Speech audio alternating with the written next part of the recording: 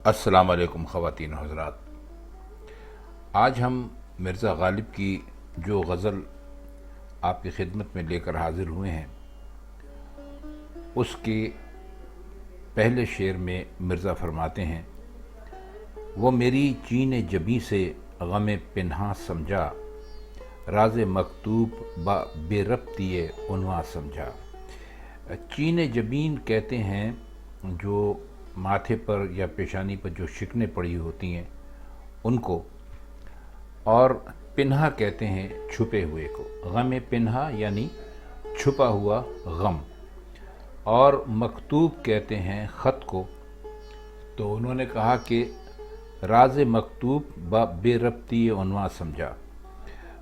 बेरब्ती उन्वा का मतलब है कि जिसमें कोई रब्त ना हो, कोई मतलब ना हो, कोई माने ना हो, अलल टप बातें की गई हों। तो इसमें वो फरमाते हैं कि मेरे महबूब ने मेरी पेशानी पर शिकने पड़ी हुई देखी तो समझ गया कि मुझे गम ने बुरी तरह तंग कर रखा है। हालांकि मैंने गम को ज़ब्त करने और छुपाए रखने की पूरी कोशिश की थी। ये ऐसी ही बात हुई जैसे किसी ख़त का सरनामा यानी ये अलकाब जब शुरू करते हैं ये बेरब्त हो और देखने वाला अंदाज़ा कर ले कि ख़त का मज़मून क्या होगा, तो इसलिए उन्होंने लिखा है कि राज मकतूब ब बेरब्ती उन्वा समझा। मतलब यह है कि आशिक ने तो ज़ब्त में कोई कमी नहीं की थी और उसकी कोशिश यही थी कि गम का राज महबूब पर ज़ाहिर ना हो, लेकिन जो उसकी पेशानी पर शिकने पड़ी हुई थी उससे ये राज खुल गया। तो शेर में पेशानी की शिकनों को सरनामे के रब्त से और गम पिन्हा यानी छुपे हुए गम को राज मकतूब से उन्होंने तशबीह दी है। अब अच्छा शेर है, खुला हुआ है, इसमें कोई इतनी ख़ास फ़लसफ़ा नहीं है जो कि मिर्ज़ा का ख़ासा है। तो उम्मीद है कि ये शेर अब आपकी समझ में आ गया होगा। अच्छा, अब इसका दूसरा शेर है कि शरह असबाब गिरफ्तारी खातिर मत पूछ, इस कदर तंग हुआ दिल कि मैं ज़िंदा समझा। अब शरह तो आपको मालूम है कि बहुत खोल कर बात करने को कहते हैं, और असबाब है जमा सबब की, और सबब का मतलब होता है वजह। तो वो कहते हैं कि जो मेरी गिरफ़्तारी के असबाब हैं वो तू मत पूछ, इस कदर तंग हुआ दिल कि मैं ज़िंदा समझा। तो कहते हैं कि मेरे दिल के रंज और गम और उदासी और मजबूरी और लाचारी के जो की वजूहात हैं या जो सबब हैं वो आप ना पूछें। दिल इतना तंग हो गया कि मैंने ये समझ लिया कि ये दिल नहीं कैद खाना है। काफ़ी खुला सा शेर है, बहुत ज़्यादा मुश्किल नहीं है।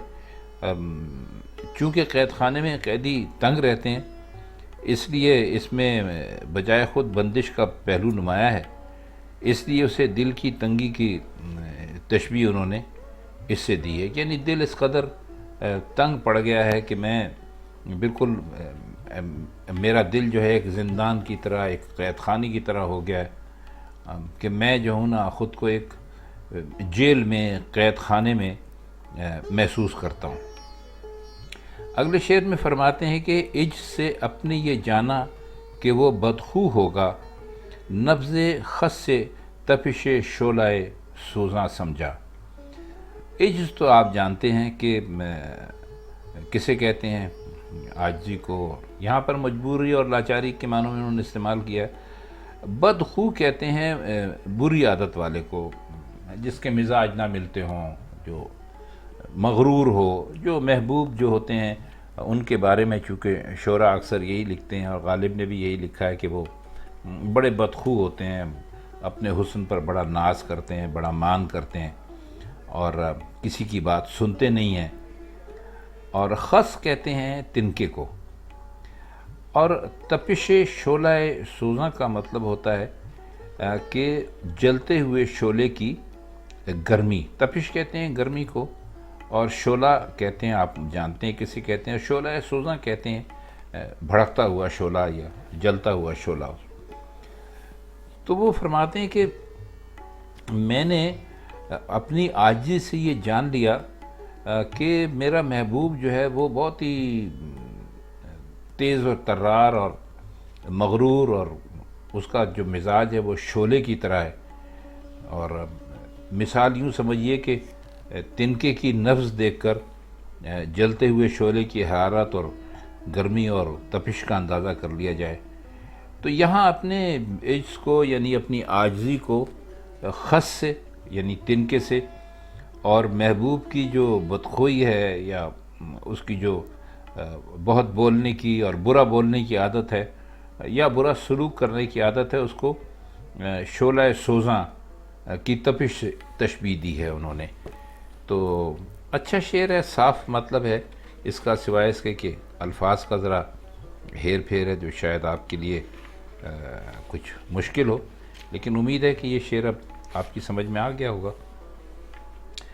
آخری شعر ہے اس کا کہ دل دیا جان کے کیوں اس کو وفادار اسد، غلطی کی جو کافر کو مسلمان سمجھا۔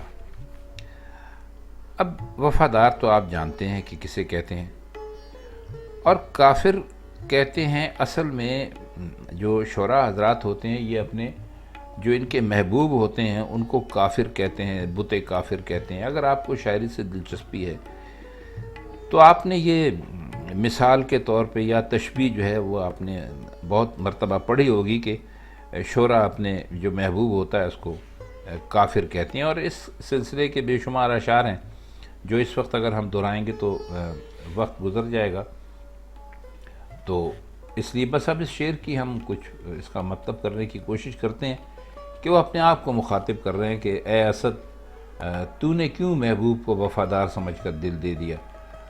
یہ تو ایسی غلطی تھی جیسے کسی کافر کو مسلمان سمجھ لیا جائے۔ یعنی محبوب سے وفا کی امید کبھی بھی نہیں رکھنی چاہیے، اور بالکل اسی طرح جیسے کافر سے اسلام اور ایمان کی امید نہیں رکھی جا سکتی۔ اچھا، مزے کی بات یہ ہے کہ جب تک محبوب بے وفا ہے، عشق کی گرمجوشی اور ہنگامہ خیزی قائم ہے، تو محبوب وفا پر آمادہ ہو جائے تو عشق کی آگ خود بخود ٹھنڈی ہو کر رہ جائے گی۔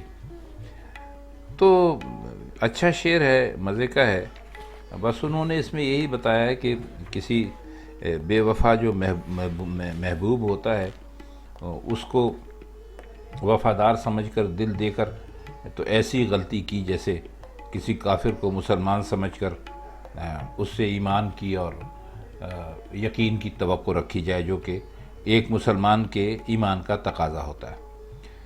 تو خواتین حضرات، یہ مرزا کی یہ غزل کے چند اشعار تھے جن کے مشکل الفاظ کے معنی ہم نے آپ کو بتائے، اور جس کی ہم نے یہاں شرح کرنے کی کوشش کی۔ امید ہے کہ اب یہ غزل آپ کی سمجھ میں آ گئی ہوگی۔ تو پھر اگلی محفل میں مرزا کی کسی اور غزل کے ساتھ آپ سے انشاءاللہ پھر ملاقات ہوگی۔